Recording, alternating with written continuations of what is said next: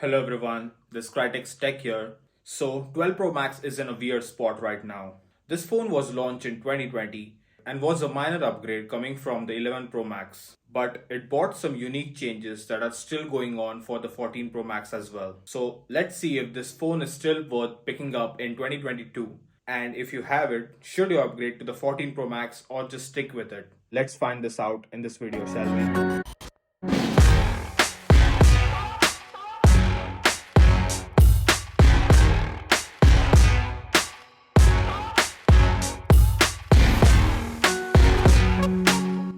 Coming to the design of this phone, this is covered with ceramic shield on the front and stainless steel on the sides. The back glass is frosted and the gold color looks really premium on this phone. But even the Pacific blue looks great.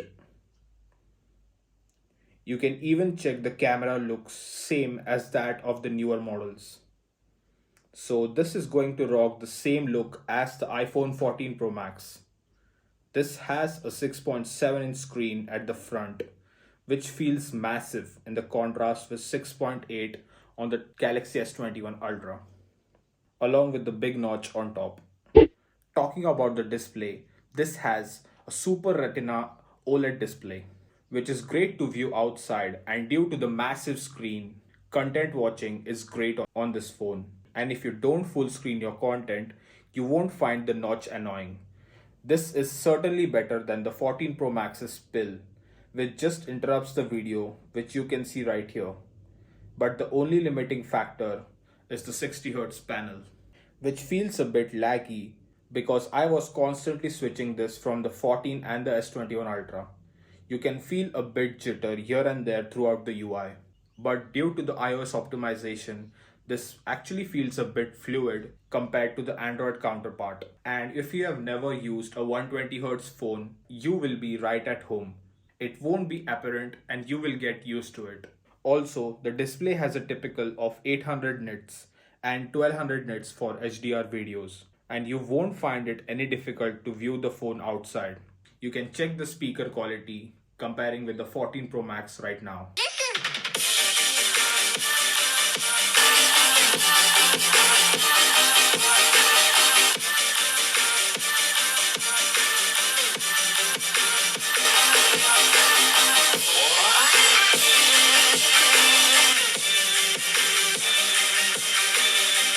You can judge the speakers yourself.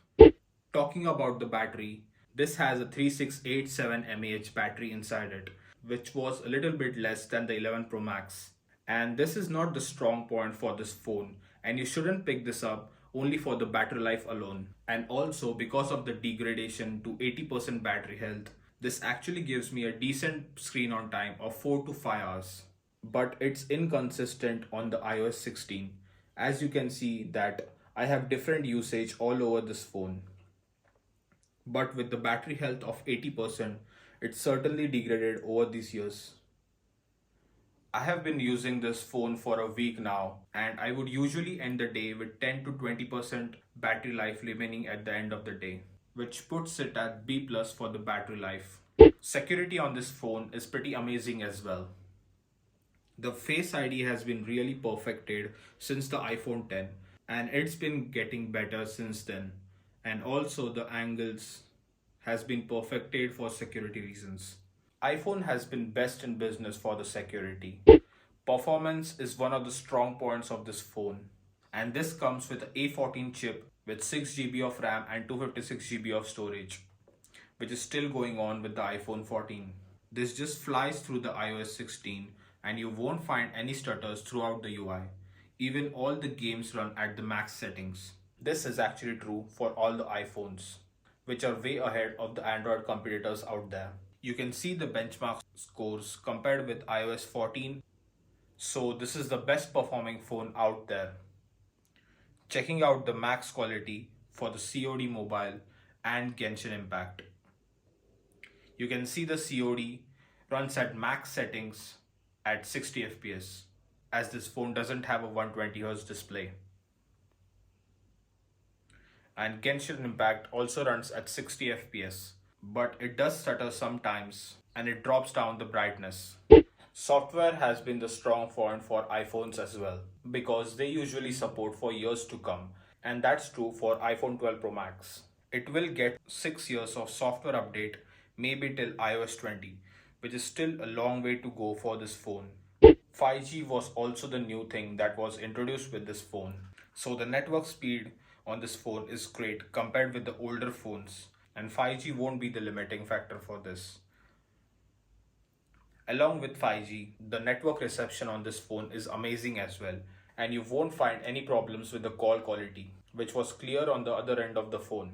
This phone has three 12 megapixel cameras at the back and one 12 megapixel camera at the front. This phone also comes with support for Pro RAW. You can see some of the shots coming out of this phone, and if you're shooting at daytime, the photos are amazing to look at, and they aren't that different coming from the 14 Pro Max. Even in the difficult lighting conditions, the phone takes good HDR photos, and you can see the brighter parts on the phone screen itself, maintaining all the colors in the photos. You can check the photos taken at night as well, comparing with the 14, and the photos are a bit brighter and tend to make the sky blue rather than black on the 14s. The night mode are applied to all the cameras on this phone, but the ultra wide angle isn't that sharp and it won't take as detailed shots as compared with the main lens. You can see the quality between both of them, but if you just want to keep the memory, this isn't that bad. Also, comparing the photos between lenses, the photos are acceptable and good to take certain perspective of things. And the telephoto is good as well, and you can go up to 12 times zoom. This is a 2.5x lens and actually used for portrait shots. Talking about the portrait shots, they turn out to be great, but the cutout isn't as good compared with the S21 Ultra. And even with the LiDAR sensor, this doesn't make any difference. Coming to the Pro RAW, the photos coming out are a bit sharper than the auto mode and thus take up a lot of storage. And I have posted a shortcut on how to lower the image quality on the Pro RAW while maintaining the same quality of the image. You can check out the shortcut in the description below. Coming to the conclusion of this phone is 2 years old now, but it does feel pretty new due to the new flat design and cameras. But it does have some questionable features like lightning cable, big notch, 60 Hz panel, and average battery life, which might be a deal breaker for some. But if you're fine with all of these shortcomings, this is an awesome pickup. And even comparing this phone with the standard iPhone 13 and 14, this comes with a bigger screen, a better premium quality, which does feel premium in the hand, and similar cameras, making the 12 Pro Max a better pickup in 2022. You will find this phone refurbished for around 800 Australian dollars, which is a great phone to pick up for that price, and I would definitely recommend it. That's been it for this video. Thanks for watching, and I will see you in the next one. Peace.